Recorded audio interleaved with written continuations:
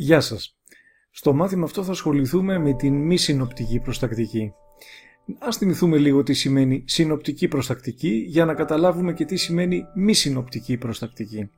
Στην συνοπτική προστακτική στο προηγούμενο μάθημα είδαμε να δίνουμε μία οδηγία, να κάνουμε μία απαγόρευση, να δίνουμε μία συμβουλή μία φορά. Εδώ θα ασχοληθούμε με την μη συνοπτική προστακτική που ζητάει επανάληψη ή διάρκεια.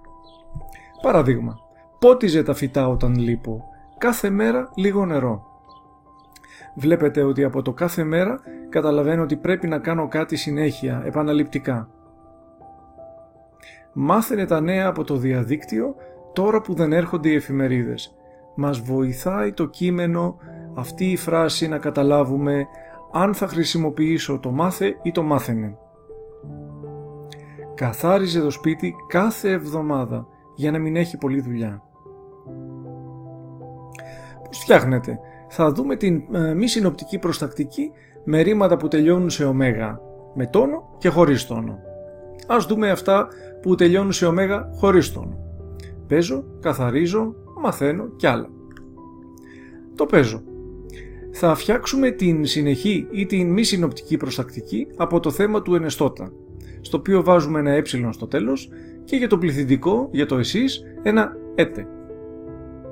Αφού λέμε λοιπόν από το θέμα, δεν αλλάζει κάτι, παίρνω από το παίζω την χρωματιστή περιοχή, παίζ, φεύγει το ωμέγα και θα βάλουμε το ε για το εσύ παίζε και εσείς παίζετε.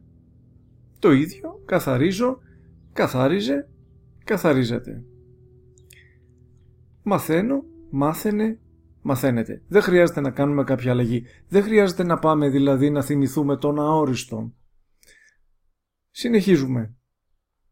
Να δούμε τα ρήματα σε άω, περπατάω, τραγουδάω, αγαπάω. Πάλι από το θέμα του ενεστώτα πάλι δεν αλλάζει κάτι. Αλλά εδώ θα βάλετε α για το εσύ και άτε για το εσείς.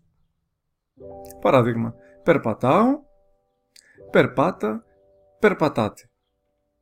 Τραγουδάω, τραγούδα, τραγουδάτε. Αγαπάω, αγάπα, αγαπάτε. Συνεχίζουμε. Με τα ρήματα που τελειώνουν σε ωμέγα με τόνο, όχι όμως όπως το περπατάω και το τραγουδάω, όπως το οδηγώ. Εδώ στο εσύ δεν έχουμε προστακτική, θα χρησιμοποιήσουμε, αν θέλουμε να δώσουμε μία οδηγία, μία συμβουλή, να κάνουμε μία απαγόρευση, θα χρησιμοποιήσουμε την υποτακτική με το να. Είναι καλό να οδηγείς. Στο εσείς οδηγείτε. Πάλι από το θέμα του ενεστώτα, βάζετε στο τέλος την κατάληξη είτε. Χρησιμοποιώ, να χρησιμοποιείς ή στην άρνηση να μην οδηγείς, να μην χρησιμοποιείς. Αν θέλω να κάνω μία απαγόρευση, χρησιμοποιείτε. Οδηγείτε, χρησιμοποιείτε. Ανώμαλα ρήματα. Βρίσκω, βρίσκε, βρίσκεται. Λέω, εδώ όπως σας είπα παίρνουμε το θέμα του ενεστώτα, το λέ, αλλά αν βάλουμε ένα ε θα ακούγεται λίγο παράξενα. Γι' αυτό βάζουμε ένα γάμα για να μπορέσουμε να πούμε τη λέξη να ακούγεται πιο όμορφα, να το πω έτσι απλά. Λέγε, λέγεται. Πίνω, πίνε, πίνετε. Μπαίνω, μπαίνε, μπαίνετε. Βγαίνω, βγαίνε, βγαίνετε. Εδώ δεν έχουν πολλές ανομαλίες αυτά τα ρήματα. Δεν είναι όπως στην συνοπτική προστακτική. Το ίδιο εδώ και με το τρώγε θα ήταν τρώε, αλλά βάζουμε το γάμα για να ακούγεται καλύτερα. Να μην υπάρχει αυτό που λέμε χασμωδία, όπως λέγεται στα ελληνικά. Πώς χρησιμοποιείτε? Είδαμε πώς φτιάχνετε. Πώς χρησιμοποιείτε? Δίνω μία οδηγία. Όταν πηγαίνεις στο σπίτι, άνοιγε τα παράθυρα για να μπαίνει αέρας. Πάντα να το κάνεις αυτό όταν πηγαίνεις στο σπίτι. Δίνω μία διαταγή. Περπάτα πιο γρήγορα. Δίνω μία συμβουλή.